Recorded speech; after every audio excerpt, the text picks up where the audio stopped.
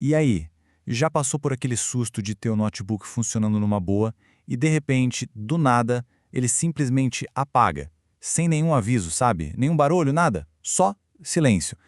Pois é, hoje a gente vai bancar o detetive eletrônico e investigar o que de fato acontece por dentro dessas máquinas.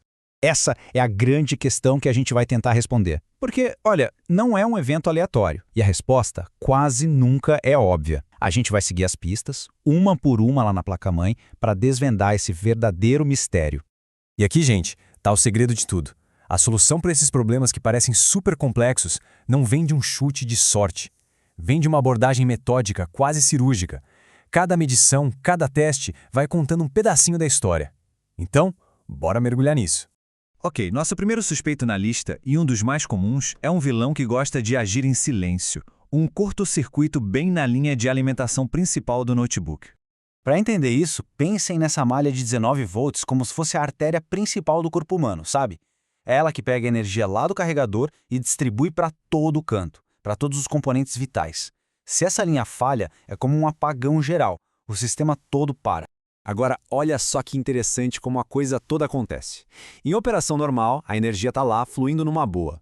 Aí, de repente, um componente minúsculo, um capacitorzinho de cerâmica, falha.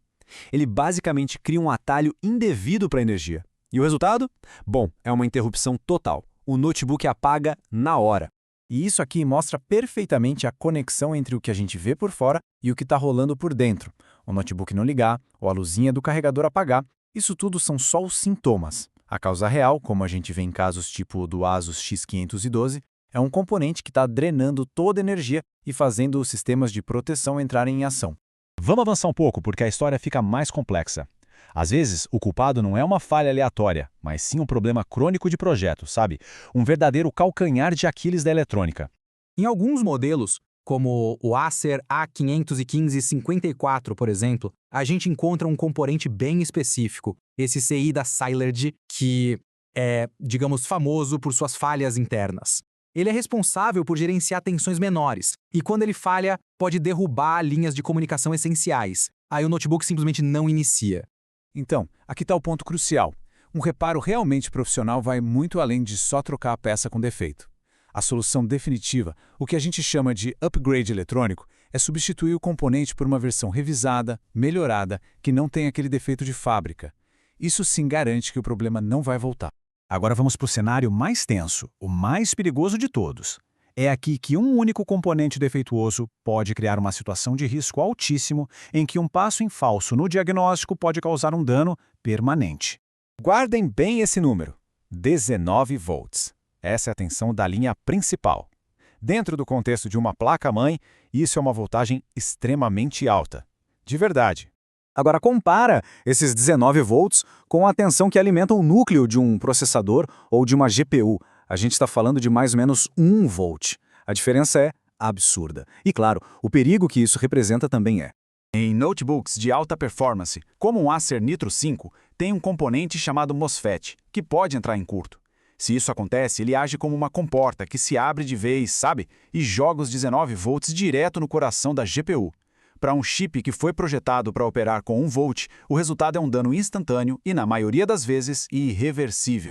E aí vem a pergunta de $1 milhão, né? Antes de sequer pensar em trocar o MOSFET que falhou, como um técnico pode ter certeza de que o estrago maior já não foi feito? Como saber se a GPU, que é o componente mais caro dali, sobreviveu a esse choque de tensão? A resposta, o verdadeiro herói dessa história toda, não é uma ferramenta mágica, e sim o processo. Um diagnóstico preciso, metódico, cirúrgico. É isso que separa um reparo de sucesso de uma placa que não tem mais salvação. Para chegar nessa resposta, o técnico lança a mão de um arsenal de técnicas bem avançadas. Injetar uma tensão controlada para ver qual componente esquenta, usar uma câmera térmica para literalmente ver o calor do curto, fazer medições de condução reversa e resistência para avaliar a saúde de um chip, enfim, não tem espaço nenhum para achismo aqui. E esse dossiê aqui resume perfeitamente os casos que a gente investigou. Desde o capacitor que paralisa uma placa inteira, passando pelo CI com defeito de fábrica, até chegar no perigosíssimo curto de alta tensão no VRM. Cada um desses cenários ensina uma lição clara e exige um método de abordagem bem específico. Então, no fim das contas, depois dessa análise toda, o que a gente aprendeu de verdade? A gente viu que o notebook que para de funcionar de repente não é um caso perdido. É um quebra-cabeça. E com o método certo, dá não só para encontrar a peça defeituosa, mas para entender por que ela falhou e garantir que a máquina volte a funcionar ainda mais confiável do que antes. A pergunta que fica é quantos equipamentos são descartados por aí, quando na verdade só precisavam de um bom detetive.